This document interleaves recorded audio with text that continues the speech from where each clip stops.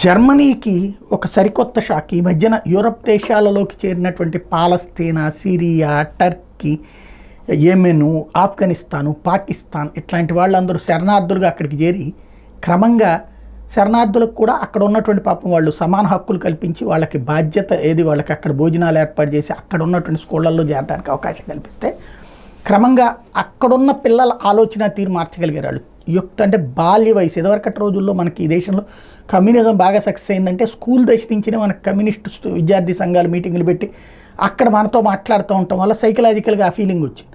ఇన్నేళ్ల తర్వాత ఇప్పుడు అది కొంత మార్పు వస్తుంది. అక్కడ స్కూల్ దశలోనే ముస్లిం విద్యార్థులతో మిగతా విద్యార్థులకు కౌన్సిలింగ్లు ఇప్పించడం లాంటిది చేసుకొచ్చారు. వీళ్ళు ముస్లిం విద్యార్థులు ఖచ్చితంగా వాళ్ళ ధర్మాన్ని పాటిస్తారు, ధర్మాన్ని గౌరవించడంతో పాటు ఆ ధర్మం కరెక్ట్ అని నమ్ముతారు. ఎవరికి వాళ్ళు అట్లా నమ్మడంలో తప్పులేదు. ఎదుటి ధర్మం తప్పు అని చెప్పడమే ఇందులో స్పెషల్. ఇప్పుడు అక్కడ ఉన్నటువంటి పిల్లల మీద సర్వే చేస్తే జర్మనీలో ఒక షాకింగ్ న్యూస్ బయటపడింది.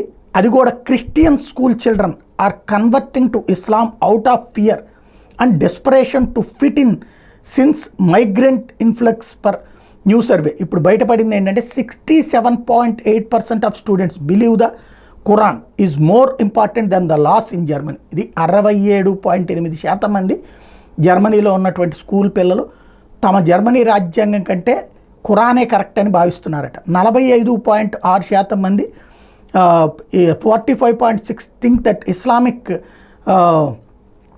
Democracy is the best form of government. ఇది వాళ్ళ షరియా చట్టాలే కరెక్ట్ అని చెప్పి 45.6% ముస్లిం పద్ధతిలో కరెక్టు తమ ప్రభుత్వపు విధానాల కంటే అని భావిస్తున్నారట.